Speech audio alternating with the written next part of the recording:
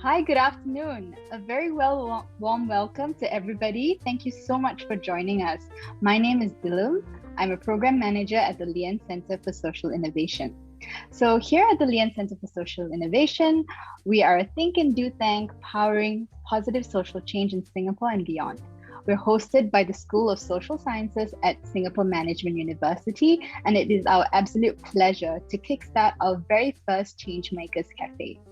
The Changemakers Café is a series of panels and workshops designed to highlight social issues and best practices for catalyzing change within society. Today's convening is going to be focusing on migration and vulnerable communities in Singapore. There will be two parts to the Changemakers Café. In the first hour, we will host a panel discussion where we hope to examine connections between social challenges and opportunities for social innovation. After a short break, we will then host a 2-hour workshop where we hope to build, empower, and engage communities for social change and demonstrate the power of integrated sharing and collaboration for change. Please note that we will be recording this entire workshop and panel session today. Our esteemed moderator for the panel discussion is Ms. Gloria Arlini of the National Volunteer and Philanthropy Council. Gloria has over 12 years of experience traversing the public, private, and people sector across Singapore and Indonesia.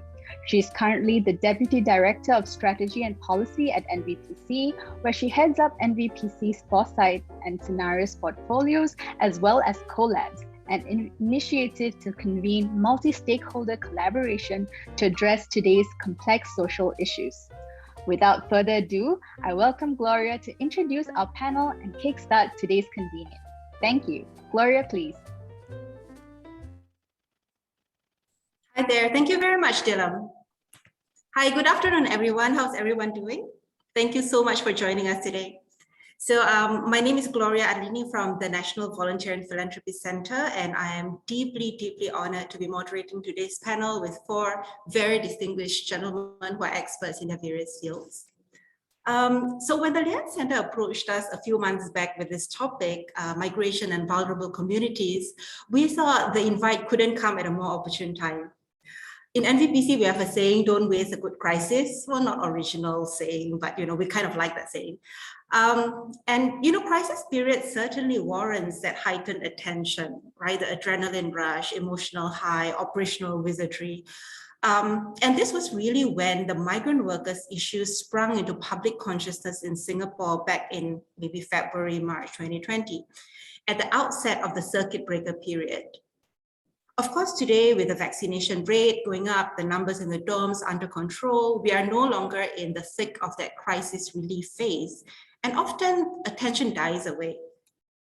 But certainly our job is far from over. We are now in the reconstruction and development phase, and I would argue that we are now, during this phase, are at the crucial time where our choices today could lead us back to the cycle of same old or down the path to build back better.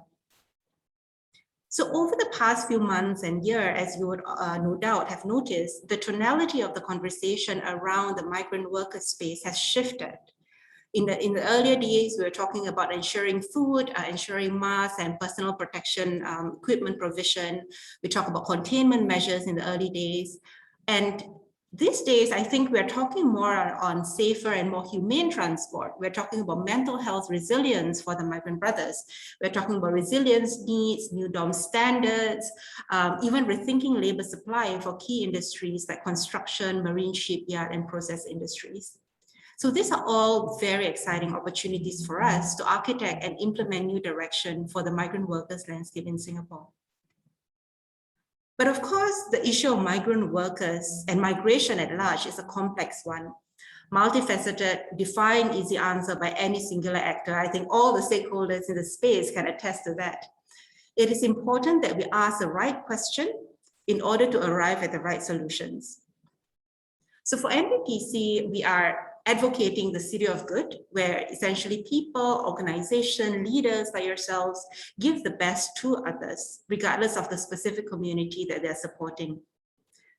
We are neutral convener at the intersection of the public, private, and people sector, all of whom really want to create that sustained social impact on today's complex social issues. And it's through these various intersections with stakeholders or various programs, there's this increasing appreciation of how today's issue cannot be solved with yesterday's, one-size-fits-all kind of solutions. Instead, it requires a systems level response to address issues as complex as migrant workers. And no doubt our panelists can share more on that later. So last year, in the thick of the crisis, MVPC and a few partners convened a collaborative platform bringing about 100 plus participants, I think 106 is the number, 106 participants across 50 plus organizations who impacts and are impacted by the migrant worker situation. We brought them into a series of conversations, collaborative conversations, which also included 13 migrant worker brothers themselves. We spent about 3 months together over various sessions, big and small, coffee dates here and that, to then come up with a collective stakeholder map and also systems map that outline the interrelatedness of various issues. And I think more importantly, through this kind of sort of complex issue exploration at the systems level, collectively we came up with a theory of change and a list of key opportunity areas for collaborative efforts. So 1 year on, right, in 2021, many of these opportunities are being realized, they're being implemented, executed, thanks to the ongoing efforts of various stakeholders and partners who are really out there, on a day-to-day basis. Just a few examples, we have a community of adopters, and these organizations don't adopt kids, they adopt dorms, who are sharing their learning with each other. There are more channels for migrant workers in distress to reach out to relevant authorities, seek out help. I'm sure Michael, one of our panelists, can share more about that later. There are efforts to improve dorm conditions in newly built dorms, and hopefully it will be also rolled out to the existing dorms. So many exciting initiatives that we are keeping an eye on. So today we really want to take stock of where we are, how far we have come, and really what more needs to be done as a society. We have some, according to our dear Lien Centre organizers, we have some 182 PACs who have registered. And I think the number is going up in the group. Certainly some of us are curious, right? We want to engage in this issue and understand a little bit more about that. Others have maybe the front row seats on how situations have evolved on a day-to-day basis, even moment-to-moment basis. But we're all learners here. And through this panel, I hope that we can help each other to bridge that knowledge gap a little bit better. And in the afternoon, I think we have even more exciting series of workshops that has been planned out by Lien Centre. So we want to explore the macro picture in this panel discussion. We want to start by looking at how the intricacies of global migration, Singapore's stance towards immigrants, and our economic model exposes this community to various vulnerabilities. We also want to explore the specifics, of course, what then needs to be done to empower them, not just to transcend these vulnerabilities, but also to become more integrated and contributing members of our society, given the new social fabric in Singapore today. So today, we are very privileged to have with us 4 distinctive speakers, each hailing from vastly different backgrounds. And let me do a quick introduction of who they are and the topics they'll be speaking about. So I trust that we have sent out various information and various teasers around who are the panelists. So I hope you are familiar with their background. But let me just try to summarize some of them. So Prof. Chandran Kukathas, who will be our first speaker, is a Dean and Lee Kong Chian Chair Professor of Political Science at the School of Social Sciences, Singapore Management University. He's a well-regarded political theorist, best known for his contributions to multiculturalism and political philosophy. And he has also published a book, just hot off the press, I believe, enticingly titled Immigration and Freedom. He will kick us off by sharing about the state of international migration landscape and the place of migration in today's world.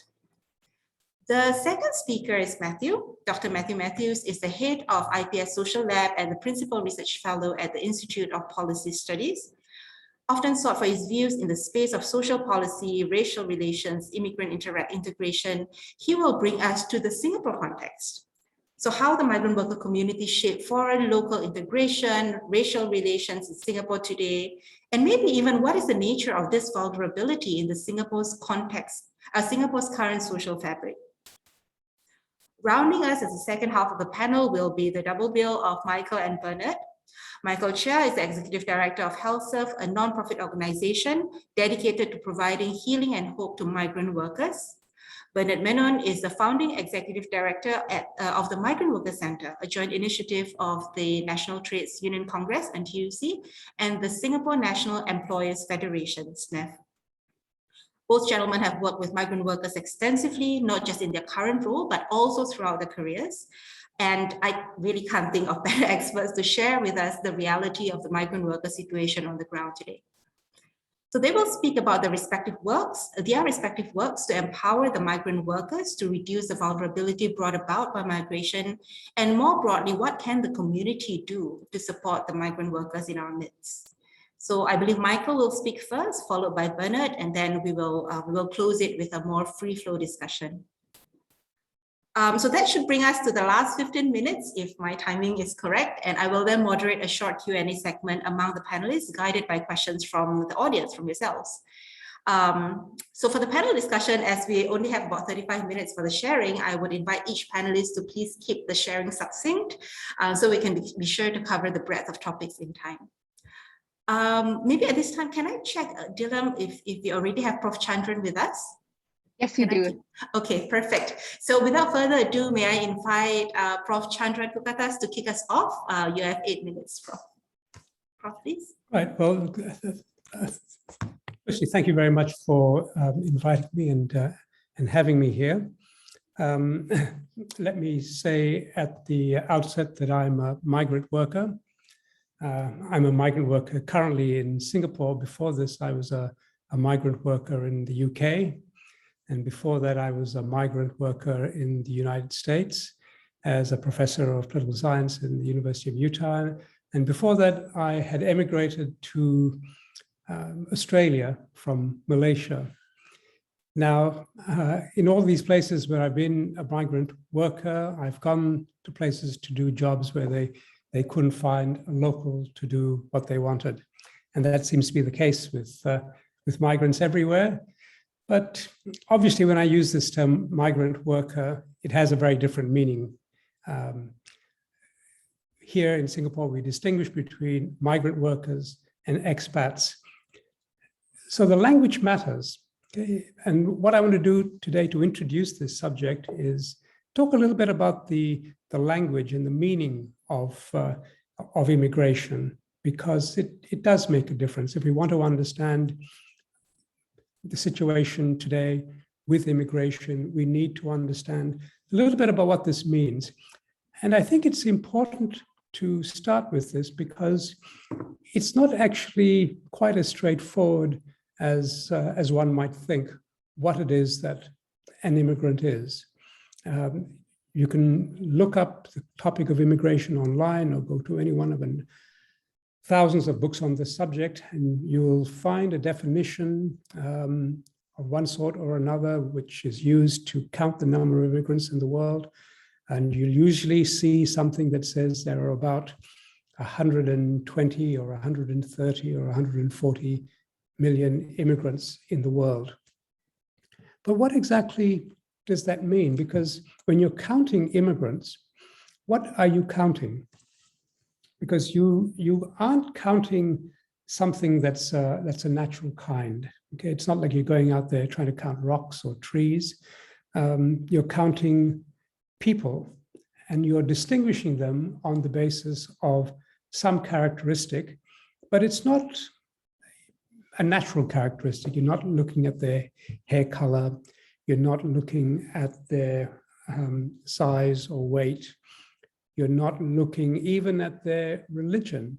You're looking at them under the aspect of this definition. But the definition itself is actually quite complicated. As I said, in Singapore, we distinguish between expats and migrant workers. But what is the difference? I mean, they're both people who are foreign to the country, don't hold certain sorts of rights, but they can hold a variety of different rights as different kinds of migrant workers. They could have employment passes, they could have something less than an employment pass, they could have permanent residence, and so on. And this is true around the world. Singapore is not unique in this respect. But it's also unclear how you're going to count people, for example, who move around but don't have a fixed abode, but do actually have a nationality. For example, there are people in Britain who have holiday homes in France, and they maybe spend 4 or 5 months in France. Are they migrants, whether they work or not? And supervenient upon this, or actually maybe the other way around, the notion of a migrant is supervenient upon something else that needs definition, which is the question of nationality. The UN defines an immigrant as someone who is outside his or her country of nationality for a period of 12 months or longer. But what is the definition of nationality, and why 12 months? So let me give you a couple of examples in this respect. When my parents were born, they did not have Malaysian nationality or Malayan nationality, even though they were born in Malaya in the 1920s. They were subjects of the British Crown. They had the right of abode in Britain. They had the legal right to travel within the empire and settle in principle wherever they wished. There was no Malayan self-government at that point. But over the years, Britain slowly retracted the number of people who qualified as British. By 1960, there was a new category of people called citizens of the United Kingdom Commonwealth. So my parents would have counted in that. By 1970, this category had been eliminated as well. The purpose of all this was to determine who would and would not be an immigrant. So people have been moving around for centuries, but the way in which they're defined, the way in which they're categorized has varied as laws have changed, as boundaries have changed, because national boundaries are not fixed, they've changed constantly. And we know this in Malaysia from Singapore and Malaysia having once been simply a single nation. So if you want to understand the nature of immigration, I think the first question you've got to ask is, what is immigration? And once you've understood this, only then can you start to think in terms of what is it that we're trying to control. Give you a different example. Many people in the United States who are of Mexican descent have ancestry that goes back to the 19th century.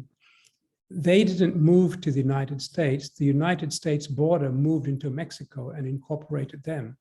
Or take a local case, a more regional case. There are about, I think in the state of Sabah in Malaysia, 30% of the population or more is Filipino. But that's because they've been moving back and forth from Mindanao and Palawan to Sabah for 2,000 years. There were no boundaries at that point. There were no nationalities. This has changed. There is now a national boundary, but for some people, this is simply a part of their history. So if you want to understand migration in the modern world, what you've got to start by asking is, what exactly is going on here? And what is going on is that people are moving about as they always have been. But at the same time, political societies are making laws for a variety of reasons which affect and shape the way in which people move, but it also affects the way in which we understand that movement, regardless of whether they've moved. So I suggest that, when thinking about this issue, maybe we should start with this very important conceptual question. What is an immigrant? What is a migrant? And what is a national?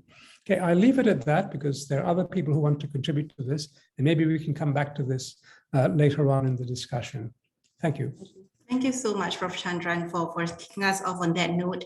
I think you have very elegantly helped us to frame the complexity right from the definitional stage, right? What is a migrant? What is an immigrant and immigration? And do we sufficiently understand that So, typically people say you control what you name. And I think this question really set us on a very nice exploratory path. Matthew, can I invite you next, please? If whether you want to address this directly or whether you want to bring us into the Singapore context. Time and yours. Thank you, Gloria, and also thank you to the Lien Centre for inviting IPS and me to be a part of this very important sort of discussions.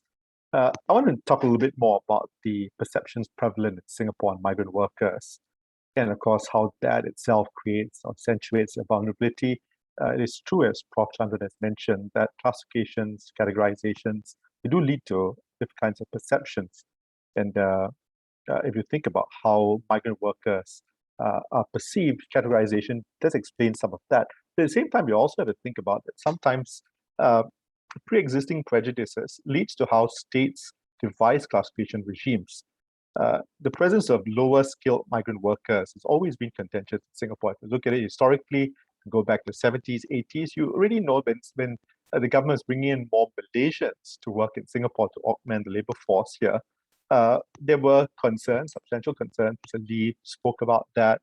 But at the same time, you don't notice the same kind of concerns directed, at least at that time, to European or other managers, expats from multinationals. So implicitly, even the population, even before we've got very fine-grained type of categorizations, there's an implicit differentiation in the population, some kind of hierarchy. Singaporeans, of course, aspire towards more white-collar, professional kind of work, more interest to integrate with that group versus those in the lower socioeconomic status, those who are, less skilled. They were, of course, kept separate. In fact, low-income migrant workers have often, at least at some time, been viewed as dangerous. I think for quite a while, maybe even for some portions of our population, even today. And there's an expectation that by policy design, they must be kept separate as possible. Maybe the one that's most, of the episode which probably will resonate with most of those of you who have been following Singapore for a while, has been, I think, in 2008, where about 1,000-something Serangoon Garden residents, they were alarmed at the fact that there would be a dormitory for foreign workers which would be built there, and they would ultimately be neighbors of migrant workers. And so they signed a petition against the dormitory. And of course, right there, you see all the prejudices, citing higher crime rates, the fact that their property values will go down. If you read the forum pages at that time, you have noticed statements like, well, these men are bachelors and they're scared for our women. And of course, if you see how it panned out, government did relent, at least partially. There were new access points. I think the government spent about 2 million to build an access point so that the buses would not go through Serangoon Gardens. I think if I read the newspapers at the time correctly, they made sure it's very clear there would be male and female workers, and they would generally be from the services, manufacturing sector. There would be all kinds of ways to keep them invisible. Separate access points. There would be a fence which would be covered by blue tarpaulin so that the migrants and the housing estate residents will be kept separate. So quite an extent to try to differentiate this group. And when I read the newspaper clippings, on the incident, I noticed that the press tried to play out the fact that at least those who were interviewed very often were the Chinese workers, not so much South Asian. I think that brings to another aspect. There is a close connection between a large population of migrant workers, especially those from South Asia, and how there's some racial overtones in how Singaporeans sometimes view them. And when they view them in this way, especially in a more racial lens, then it's easier to cast them as the other. And of course, more reason to separate them. As a nation, I think we all know that we have high level of racial integration. We believe in that. But yet, at the same time, we do know that there's some level of prejudice and discrimination that goes on, especially for those, there's been concerns about those with darker skin and how sometimes they are not so integratable. Certainly those in construction, cleaning type of work, that's glamorous, dangerous, dirty. In fact, you also might remember in 1992 when Member of Parliament actually caused a controversy, mentioning in Parliament that he drove through Little India and he found the neighborhood in complete darkness, not because there was no light, but because there were too many Indians around there. Of course, even then, 1992, there were calls for his resignation, and people did not stand for that kind of racist statements. But clearly, you could see that was some kind of sentiment that was circulating. Certainly, it was strengthened if you think about the race-caused riots, which some people termed the Little India riots. Again, you see South Asians who get drunk, seen to be unpredictable, and this general idea that they need to be better managed and you cannot give them the same kind of freedoms you give everybody else. So, I mean, over the years, I've been doing quite a bit of polling, and that's what Social Lab and we do a lot of polling of Singaporean population's views about migration. I think about some of the work that we did last year in the World Values Survey. My colleagues and I looked at that survey. Of course, we got a chance to compare it across waves, across countries. Maybe look at some of the problematic views that people have in Singapore about migrants. So about 30% say they increase crime rates. 33% say they're not sure about this, so they obviously lean towards the fact that they're worried about them as potentially increasing crime. Nearly 30%, 27% say they increase the risk of terrorism. Now, if you look at the Singapore figures and you compare it with Malaysia, Hong Kong, Taiwan, we are comparatively much fewer, right? About 30% versus something like half or 2/3 in other countries. But certainly there is a large enough population which is concerned. Now, of course, if you shift your focus and you think about, do changes happen because of COVID? And maybe with COVID, you could have seen a major change in perceptions. Of course, if you follow the news at COVID, I mean, there were clearly a lot of people were infected. There were certainly more concerned about migrants. At the same time, you also know that one hand, people are concerned about migrants being infected. The other side, they're concerned about the infection coming to locals. But of course, with those who are following, there's also this concern that this was pricking their conscience because they noticed that migrant workers, their lives, I mean, there were things which are going wrong. And of course, if you look at our recent survey, which I think we just put out a week ago, about 2,000 respondents, and that was done end of last year, you noticed that when we asked about a range of different things in terms of people's sense of national pride about that, we had 24 items, and the treatment of migrant workers ranked 23 out of 24. So it's among the lowest, next to press freedom. So most Singaporeans accept the fact that this is not something, if we benchmark it with other places where we probably are hoping to benchmark ourselves as a first world society, we do notice that we come short with that. Just a minute ago, I just close my last statements. I mean, if I keep tracking the polls, I noticed that, there are things that of course, COVID has done. This is a great season where people's minds have been kind of captivated by the needs of migrant workers. But as our polling shows, sometimes empathy, the concerns can be short-lived. So when the issues were rife at the dormitories, you have a lot more sympathy, and over time, people become a little bit more indifferent. Then, of course, there is a sense that it's okay to be benevolent to migrant workers, but then we have reservations of them being in our backyard. We like to be benevolent from a distance, and we don't want to acknowledge them as our neighbors. We think about when we ask people about whether migrant workers should be situated near their homes, their dormitories, you notice that less than half would say, and of course, the proportions would go down depending on the season. We also, have reference points in terms of how we think they should be treated. In fact, one figure that stands out to me is the fact that maybe about 2/3 of Singaporeans say that migrants come here because they come poor countries, and then Singapore offers a better life to them. So this idea that people obviously had it much worse in the country of origin, being in Singapore is in many ways a great privilege for them, and so there's no reason why we should afford them a very, very cushy life. So this, I think, comes against all the attempts sometimes Singaporeans, or we think about to provide greater protection for migrants. Okay, with that, let me stop, and I'm sure we can have more discussion about it later. Thank you. Thanks, Matthew. Sorry, I've been nudging you like, okay, wrap up. But thanks so much for that. I think it's definitely a lot of points that you have raised resonate with a lot of us. I think in terms of our attitude, that divide between Singaporeans and sort of migrant workers, and the whole idea about it's okay to be benevolent from a distance, but not at the backyard. I think there's a lot that we can unpack there. I thought to take this chance to maybe move over to Michael. I think this is a great fodder to invite you to maybe share a little bit more about the work that HealthServe does, and perhaps feel free to address some of these points in terms of how HealthServe provides that opportunity for more Singaporeans to come forward to support the migrant community. Michael, your time. Yeah, thanks. But those were really wonderful start and a wonderful way to just introduce about migrant workers in Singapore. Thanks for this opportunity. I'm Michael. I'm actually the Executive Director of HealthServe. So HealthServe has been around for 15 years. We're going to turn 15 in actually this coming Saturday.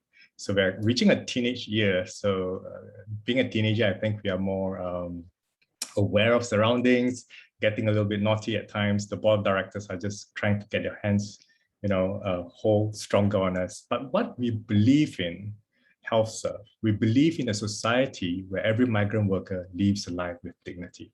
And that's very important for us. That's our starting point at the things that we do. So in HealthServe, we are a medical NGO. We provide healthcare for migrant workers.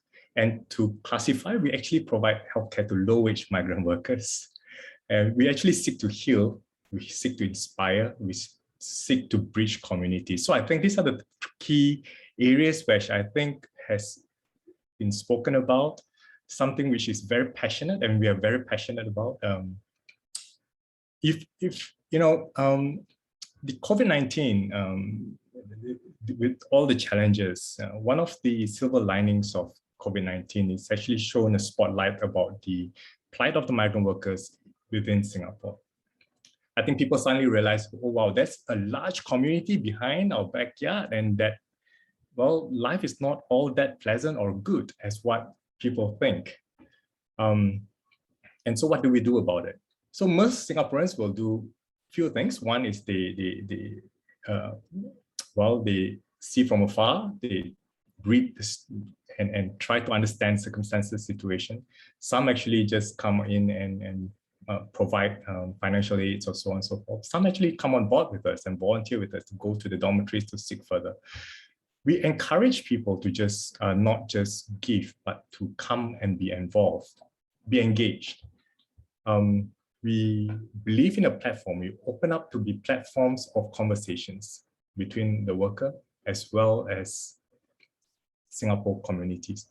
You will find that the conversations are deep and strong, and it's really amazing things that you can actually learn. You learn from one another.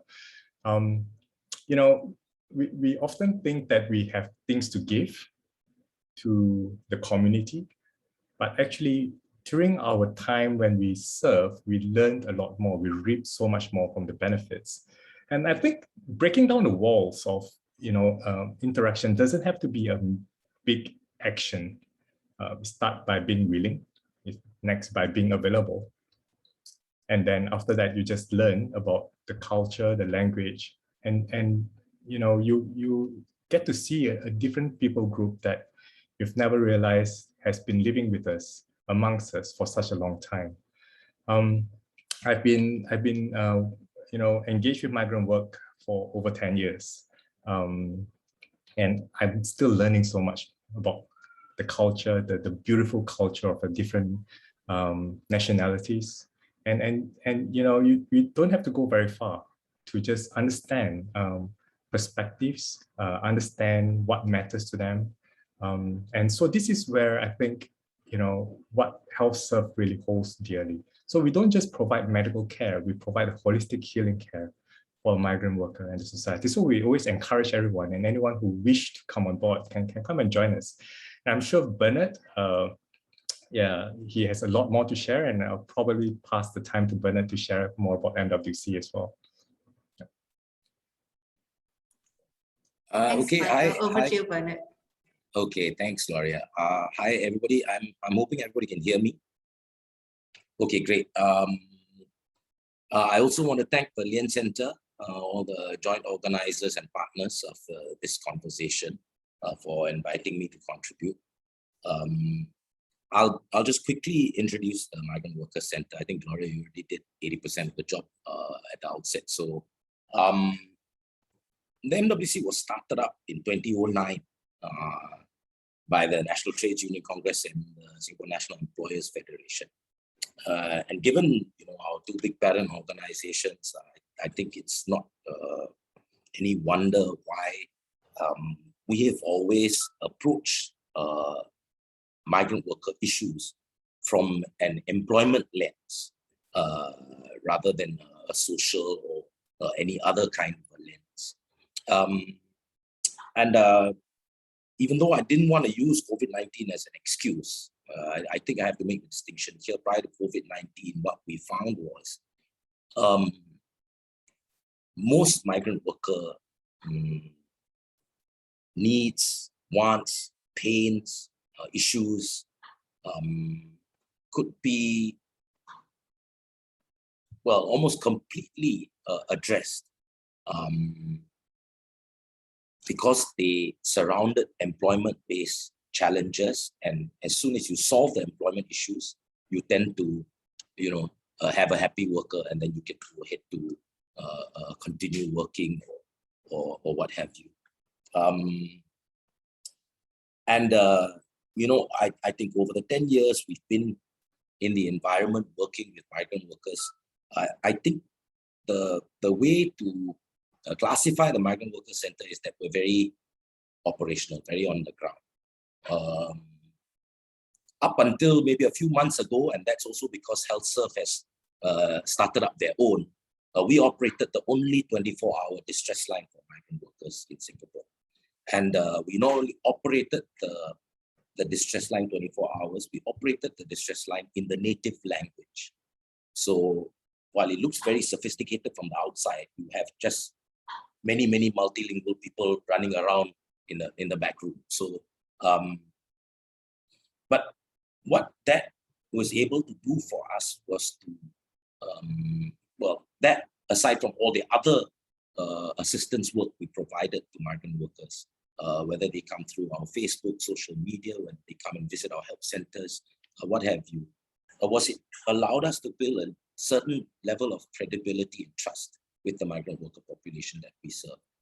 And I think that has to be the starting point. If you want to serve, and as a result of building a casework experience, serving migrant workers, then become their voice and advocate for their welfare, strengthening their protections and things like that. You need to be able to know what it is their concerns are, what it is, that is peculiar about migrant workers. And I say peculiar, not in a negative sense at all. I understand today, after the conversations that we have here, there are going to be workshops, and we'll probably go into systems development of solutions and to target different areas and things like that. But I wanted to also try and give a little bit of a history of what happened on the ground from the early months of 2020. Right from the beginning, when there's started to be an increase in infections in the dormitories, I think the government really wanted to do something about it. But they had a problem. And I think the challenge they faced was they don't really have an organization or government agency that deals regularly with migrant workers. And therefore, there was a little bit of a shortfall in understanding.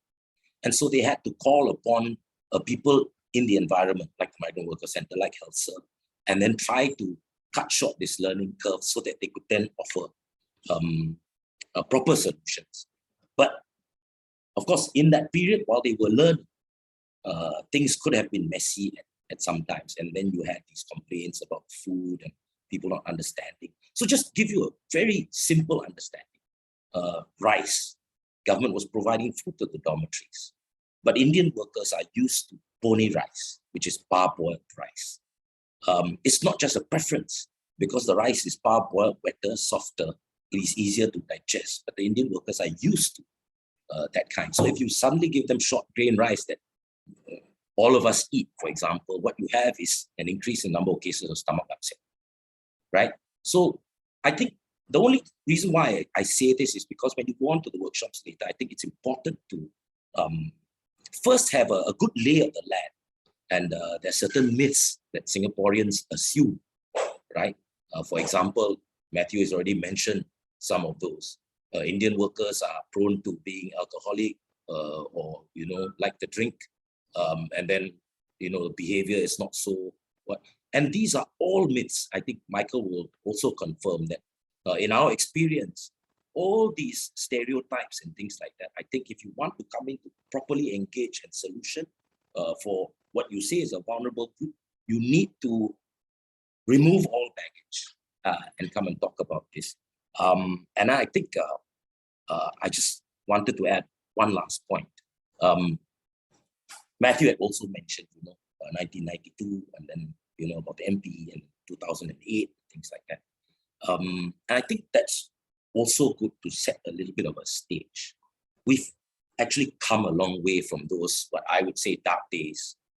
I think society has matured over the years, especially towards migrant workers and how they view migrant workers. The most active people on the ground are still the nonprofits and NGOs, a bit like Michael and myself. But there are certain things that you used to see before that you don't see anymore. For example, employers telling their workers, hey, if you don't fall in line, do you know there's 100 guys waiting overseas to come and take your place, right? You rarely see employers speak to their workers like this anymore.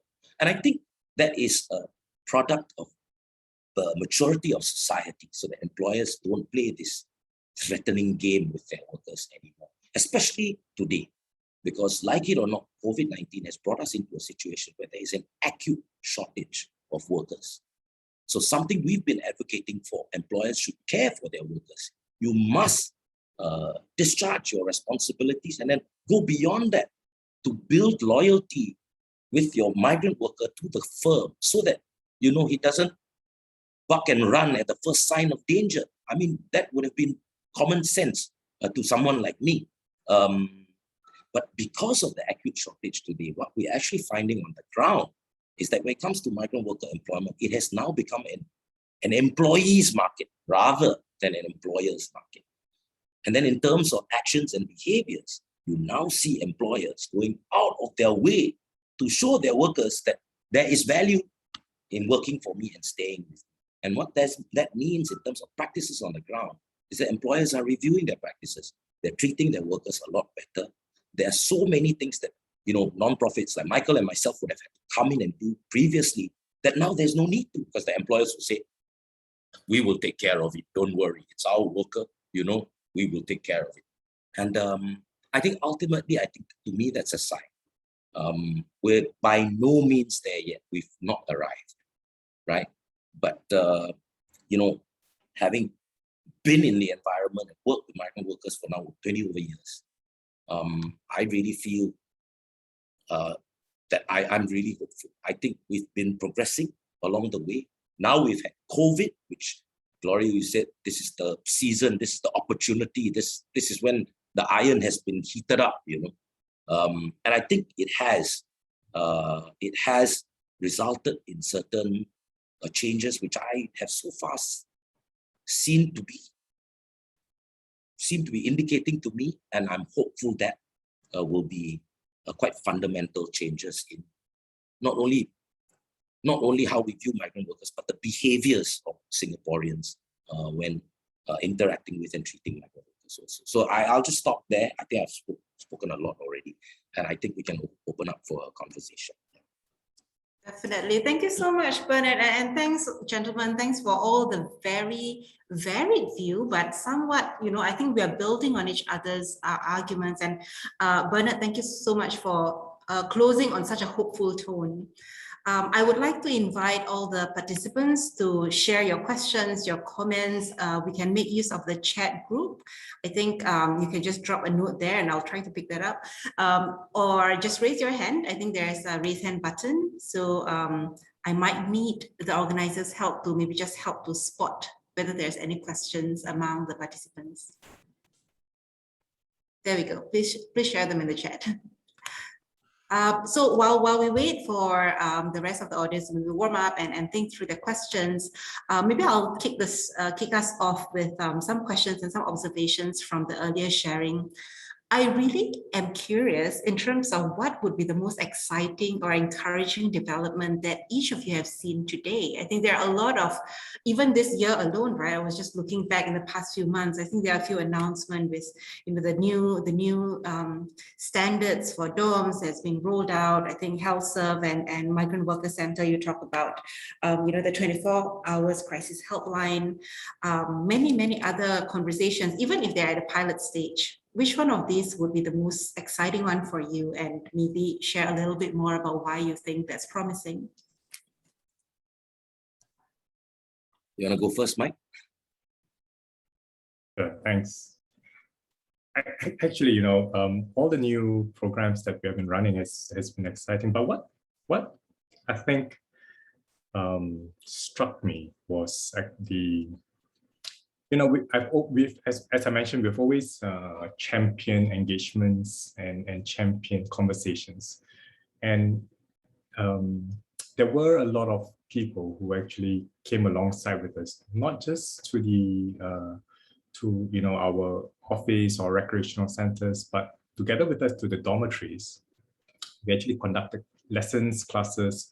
We were teaching workers about mental health, so psychological first aid, about how do you manage stress, just to help them understand what stress is all about. And this was not done by our staff team alone. This was done by a group of volunteers coming alongside with us every weekend, by the way, Saturday and Sunday, and just to go and run these sessions together with the workers. And our end goal is not just to impart knowledge. We actually wanted to empower them. So what was beautiful throughout the whole thing was that, workers actually will then come back and say that I will then want to be a volunteer with you. I want to be training the people that I'm living with. I want to be the one coaching them. I want to be the one looking after them. We've actually had a few that came and approached us on that. And that to me was the very beautiful thing. Yeah. And yeah, still remember that to today, right? It's still ongoing. So yeah. What about you, Bernard? This is like a ping pong. Anyway, yeah, there have been a lot of things. I'll just echo what Michael has said. There's been a lot of developments that actually have taken place. They've done public consultations, they've done consultations with stakeholders, they've suddenly put emergency legislation together. And when I say they, I mean the government, right? And then roll things out very, very quickly because, of the urgency on the ground. And these have all been encouraging. Many of these things, whether it's housing standards, whether it's a care for workers from the perspective of employers and things like this, has all been very encouraging. But personally, from my own perspective, there has been one thing that we have advocated for from the time we felt we had a sufficient body of case experience handling migrant worker issues, employment issues, to be able to start opening our mouths and advocating on behalf of migrant workers. That was around 2012, 2013. And from the very first time, the first thing we've ever advocated for has been to mandate electronic payment of salaries for migrant workers. We are now 9 years after we started advocating. Electronic payment of salary for migrant workers is still not compulsory for employers. But at Committee of Supply this year, Manpower Minister did again revisit the issue and actually articulated that his policy people will be working with the stakeholders, including ourselves, of course, being the champion for this for so long. And it could be made a possibility soon. But I think underpinning this was the fact that when the dorms came under lockdown last year, there was a certain, quite a large number of workers who were paid in cash and were still paid in cash. That couldn't be paid because the employer cannot make contact with his workers. And what the government then did was to facilitate POSB, our local, the Singaporean banker, to go dorm by dorm and open up bank accounts for these workers that were being paid in cash in order to facilitate their salaries now being credited into the bank account, new bank account albeit. And, you know, for me, that is like music to my ears, because one of the key challenges prior to COVID-19, why we couldn't get this mandated was there were two issues. One issue was there was some talk that migrant workers themselves prefer to be paid in cash. And then, of course, there's this other issue with business compliance costs and all that, if everybody had to go and open a bank account for their migrant workers. COVID-19 came, and these were not issues anymore. Immediately, these were solved overnight. So POSB was visiting dorms day to day, opening hundreds of thousands of bank accounts so that salaries could be paid. So now, as we work our way out of COVID-19, I think it's incumbent upon people like us, and me especially, because when I start to irritate the government authorities, I don't usually stop until I get what I'm trying to get. So it's time to drum up this support again, revisit this issue, especially now that the Minister for Manpower has said this is something they will look at and make sure it gets done. Because in our experience, when a worker makes a claim for unpaid salaries or salary arrears, in our dispute management system and resolution system, the worker has to also make out the case, make out his own case, meaning evidence his claim. Now, there are all kinds of malpractices that arise from employers paying in cash, right? And in our opinion, the easiest way to ensure that everybody, right, complies with our rules is that there is, trustworthy third-party bank-related, meaning bank statement evidence to show that payment either has or hasn't been made. And then I think even resolving disputes will become so much easier. Yeah, so to me, I have one eyeball on that. I'm really hoping it's happening soon. I think the environment in terms of the migrant workers are all up to speed already. The majority of them have bank accounts set up. And I think there's only a very small gap to close before we get there. Thank you. Thanks, Bernard and Michael. I think what really jumped up at me is, the importance of putting in some kind of a structure, infrastructure for both the hard support. So Bernard was talking about payment and making sure that even during lockdown, the payment can reach the migrant workers. And had the advocacy being responded to earlier, perhaps a lot of those very backbreaking work of opening bank accounts from dorm to dorm could have been averted. But I mean, I think it's something that is very encouraging to see how sort of the crisis brings us to a better state. And I think likewise for Michael's point, right, in terms of, well, it's maybe not as evident in terms of putting in the infrastructure, but likewise having launching this 24 hours crisis helpline, I think it really does provide that kind of immediate access for the workers in crisis or in distress to then reach out for help. I want to just quickly maybe address one of the questions that came out from the chat group by Edith, who talks about, put a spotlight rather on the life among the domestic helpers. Right, so our question is, there was information on migrant workers concentrated mainly on construction workers living in dormitories, but can you highlight any work towards help for life in maids? So I do believe that I think some of the work by HealthServe also covers the domestic helpers, if I'm not mistaken, but I also feel that this resonates with some of the points that were being shared earlier by Matthew in terms of the integration and the value survey, and also even Prof. Chandran earlier in terms of definitions. So could I just invite anyone to jump in on this point, please?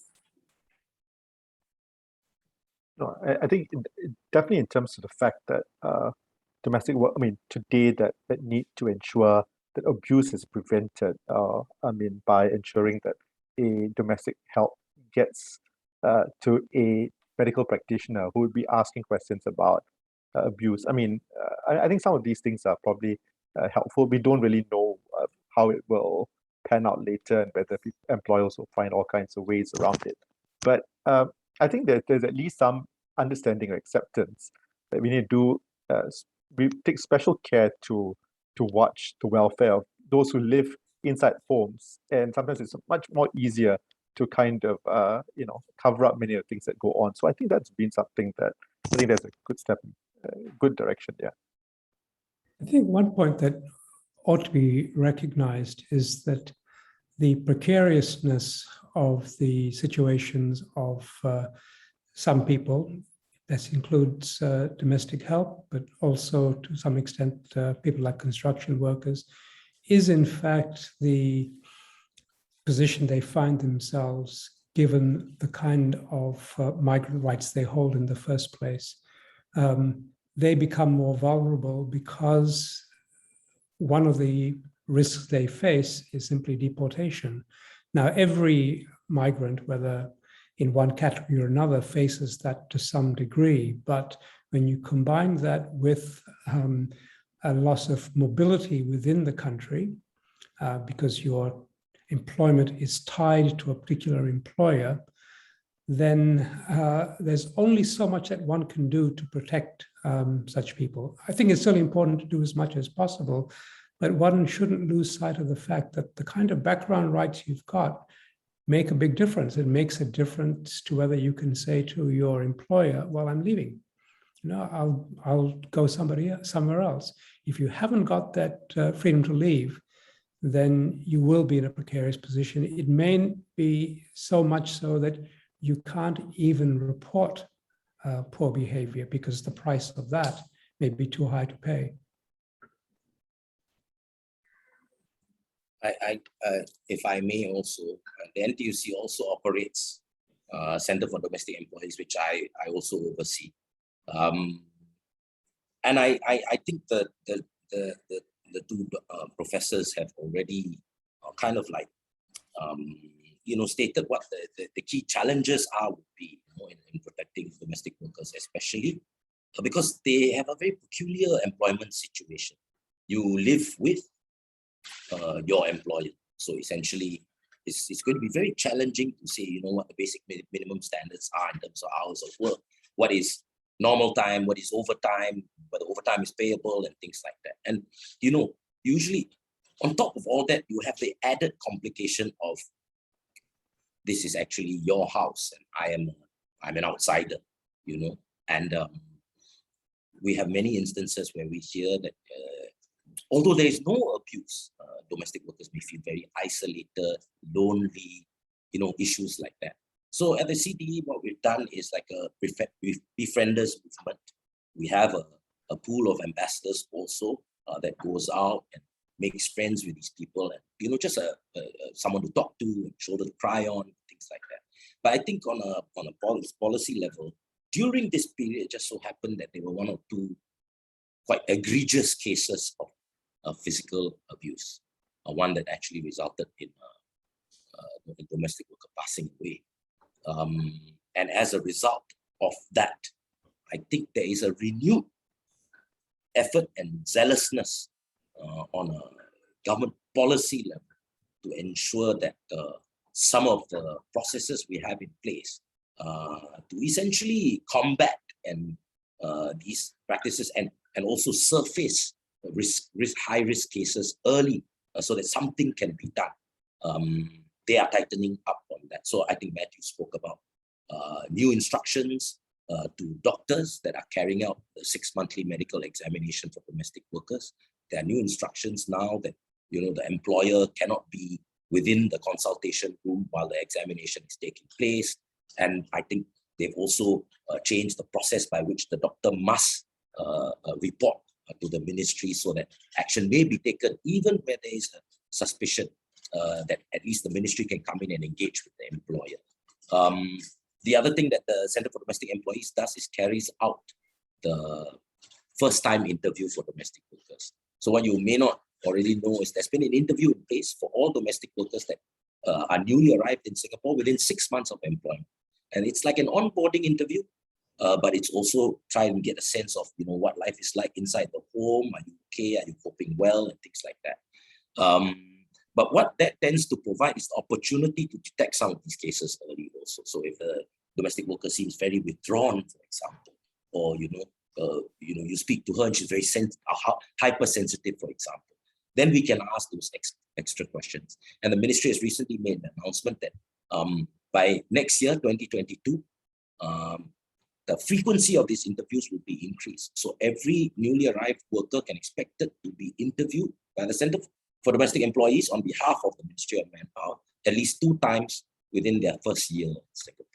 So there are efforts ongoing to basically expand the blanket of protection. Like I said, there will remain challenges, especially with domestic workers, because their work environment is in the home of the employer, and there's, you have to take cognizance of privacy and things like that. So there are limits to where you can go. But having said that, there are efforts underway.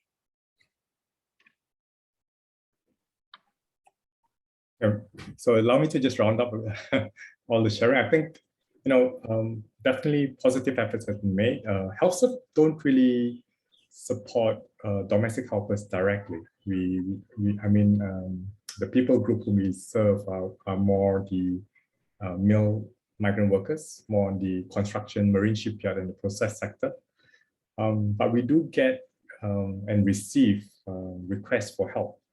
So recently, starting our 24/7 crisis helpline, we do get calls, especially from helpers who just sometimes seek clarity, information of, there's just some questions that they just need to know. So I think they've called in. What we do actually from there is we actually refer to CDE and as well as home. So we make referrals to the people, the experts on the ground who are able to provide the right advice. So I think, as what Bernard said, there are a lot of efforts have already been in place. I think avenues are there, and hopefully people are aware of where they can get help and seek help when needed.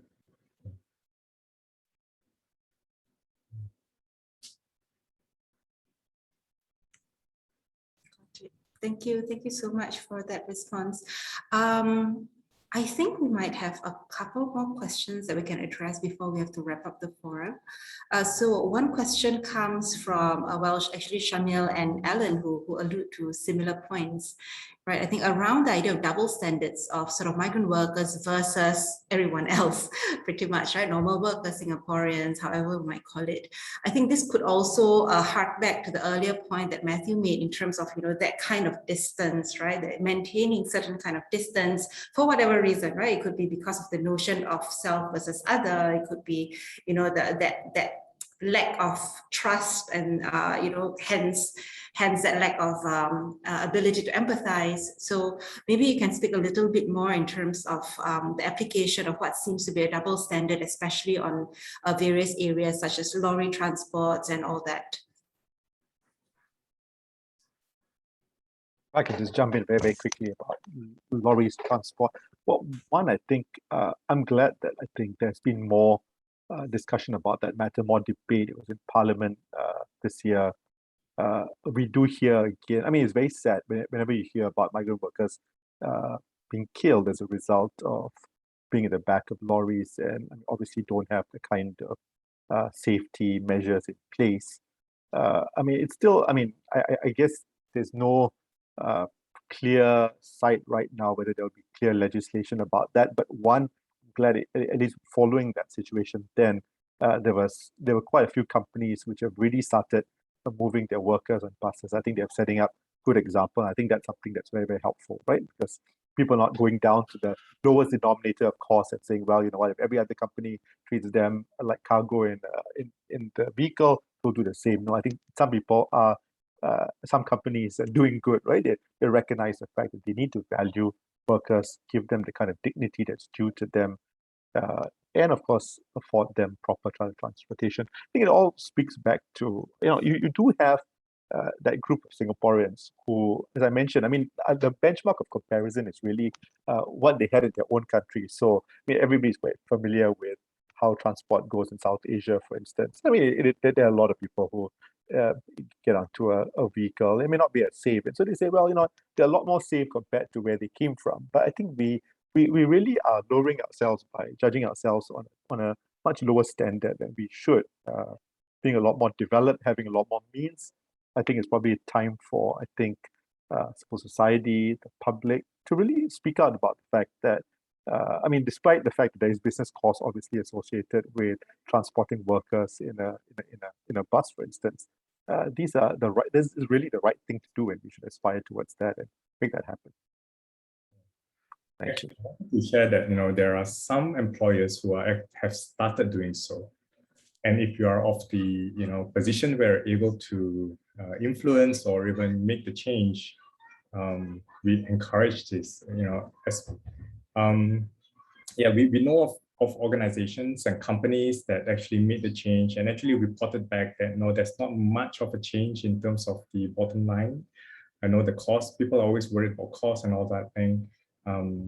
We're not saying that it's an easy change, but it's not an impossible change. And it's been done by others as well. So it's not, and so there are organizations and companies that have been doing so. So I think it is not impossible to do so. I would just say that, from a very long time ago, I would say 10, 15, 20 years, when I started to notice that workers were sitting on the back of lorries without really any protection except the tailgate. Even if they were to go over a hump and the tailgate latch came undone, then basically everybody would fall out. Over the years, there have been improvements that have been made. They tend to be on the back of accidents. So whenever there's a major accident, then this comes back again. And I think that alludes back to Matthew's earlier point. Our social activism, our social advocacy tends to be convenient. It lasts for when we have the time, or when it's a hot topic, hot button issue, or things like that. And my fear would be that it would be a lot like my salary or electronic payment advocacy, that every once in so often I look around and find that I'm the only guy that's talking about it. But I think right now, as I said earlier, I think now is the time. I mean, I've done several panel discussions and the same issues keep coming up. What this means to me is these things are, especially in our youth. I believe advocacy-wise, the youth hold the future. They hold the key. And if they keep this fresh in their minds, if they continue to get involved, stay concerned, continue the conversation, continue talking, the IHL student of today will be the leader of tomorrow. Possibly in Parliament, he will stand up and he will say, this has been bugging me since I was a student. And I think it's time we address it. Having said that, public agencies have indicated that we are progressing. There are now protections on lorries, albeit still on lorries, but there are additional protections. But all this is with a view to moving to a place where there will be enough coaches and buses for us to transport all our migrant workers, via coaches or buses. Problem is, wherever they say there's a transition, who is the watchdog? We've got to make sure we remind people about these things, right? And all these conversations are very, very good. But like I said, if social and societal activism loses steam along the way, then we cannot sit there and be so two-faced that we expect things to change when we've only spoken about it when it was convenient for us. Let me make just a quick observation here, not in any way to disparage any of the efforts that have been made on migrant workers, but far from it. I really admire and respect the work that people like Bernard and Michael have been doing. But it's very striking, isn't it, that we're talking about the transport of people in lorries and thinking about their safety. I don't have to worry about this as an immigrant here. I catch the bus and it's perfectly fine. And of course, it has much to do with the status that different migrants enjoy. There was a great line by the Swiss dramatist Max Frisch. He said in an interview, "We wanted workers, but people are coming."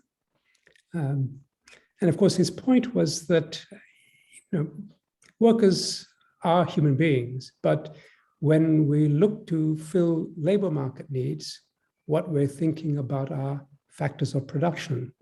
But people aren't just factors of production. They're husbands, their wives, their brothers, their sisters, their grandchildren, their children. So they come with a lot of baggage. And the challenge for a lot of immigrant welcoming societies, from the United States to Australia to Singapore, is to find a way to get the workers without the baggage. Okay? But as a society gets wealthier, maybe it also becomes easier to say, well, we'll take the baggage because we'll take care of all the other things that people need to live as human beings. I can understand the challenge because having cheap labor brings with it great benefits, not only to the receiving population, but also to the workers themselves. Okay? If they were not to live in migrant dormitories, maybe many of them won't be employed because they'd be too expensive. So we don't want to just turn around and say that every employer must provide them with a much more expensive form of living. But at the same time, I think it's important not to lose sight of the fact that, in a way, we're hoping that there'll be people who will live at a lower level, because not only is it advantageous to them, but also to us. So what I would hope that one day we will see is actually a set of circumstances where this is not, not a trade-off we need to make. But I think in the meantime, very important to acknowledge that we're making a trade-off here, as are they.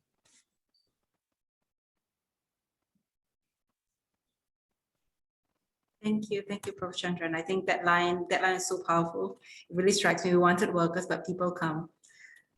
People are coming.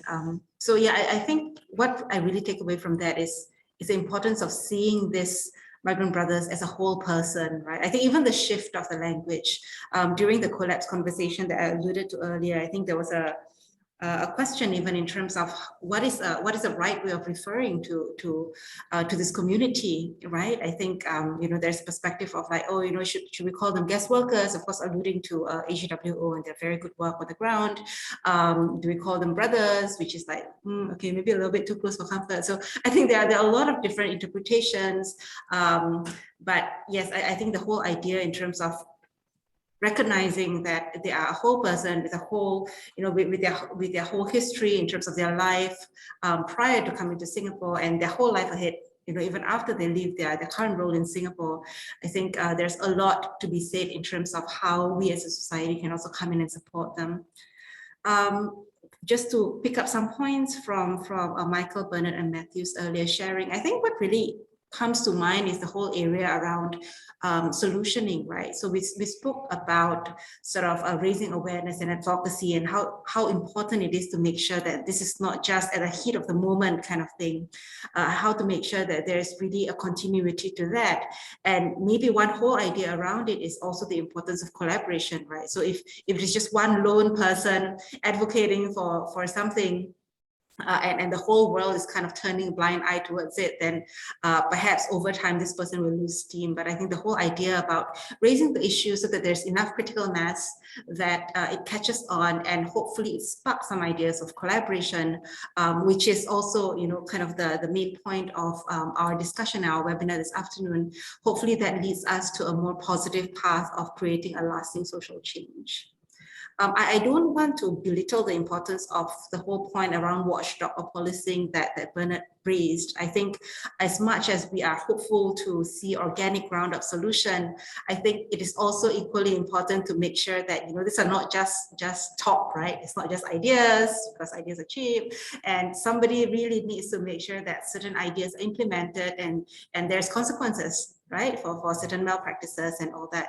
So that's really, really a fascinating conversation to me. I think we're running slightly out of time, but might be good to be the last question. Okay, great. I see a hands up from Diana. Diana, so could I maybe invite you to just share your question or observation with us, and we will wrap up on this note. Yeah, thank you so much. It was very, very informative. My question is very specific to food. My friends have actually started up a charity called Doormat, and the idea is to try and give more options to the migrant brothers. So the food they provide is about $2. It's kind of like Grab for us, but it's specific to the migrant brothers, meaning that both guys are Indians, have very specific taste for the migrant brothers. And according to their research, the migrant brothers are willing to pay a bit more for better tasting food. The problem they're having is they've come up with an app, and I'm so glad somebody mentioned that the youth are the ones that have to take up the mantle because all of us are getting old. But so these guys are in their 20s and they've come up with an app. Unfortunately, the dorm owners do not allow them to do the fulfillment part, meaning that they cannot drop off the food.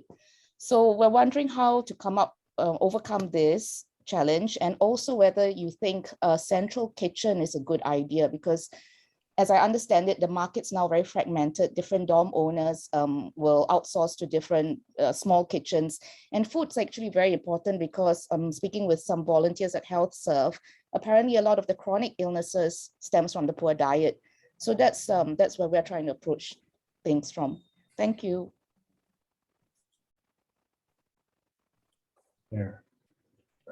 Thanks for really doing that. At HealthServe, as you shared, we really we are very passionate about the food because it really matters. It really matters to them, right? May I make a suggestion that there are several things that can be done. One is perhaps we can actually engage some dorm operators who are very willing to trial and to pilot such initiatives.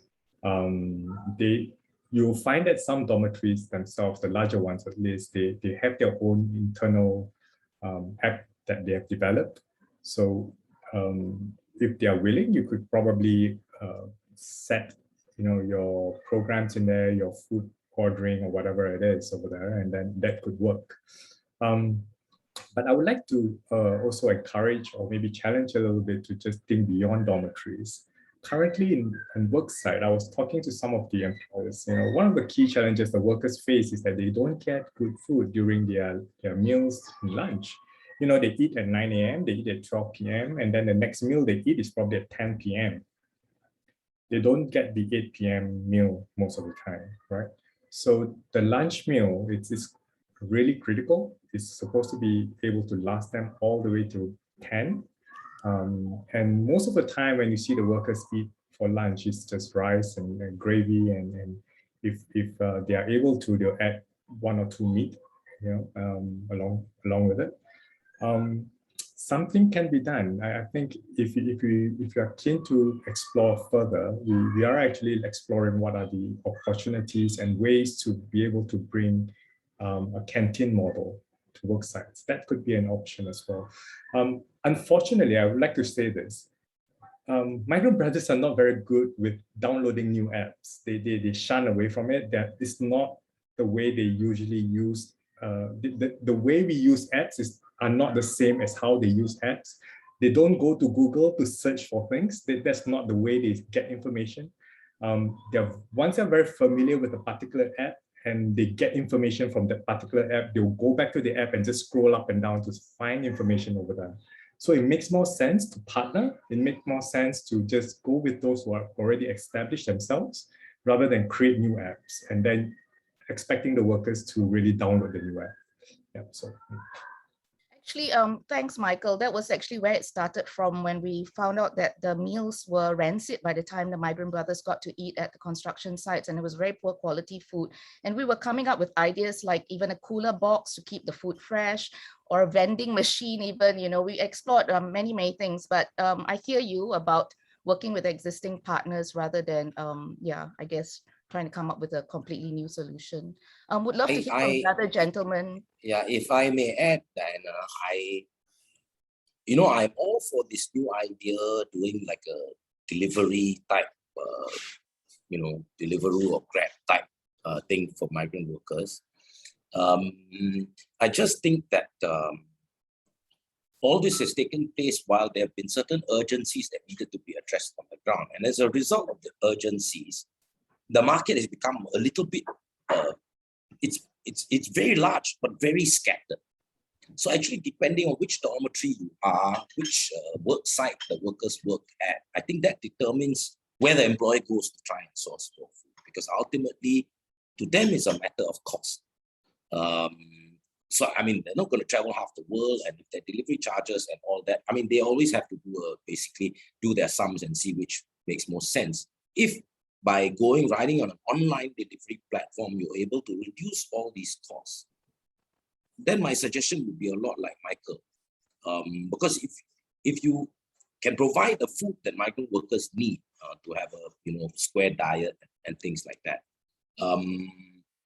but at the same time also address this cost and convenience issue of employers, then I think you've got something there that nobody else has. And I think you have a USP that you can present to employers, dormitory operators and all that.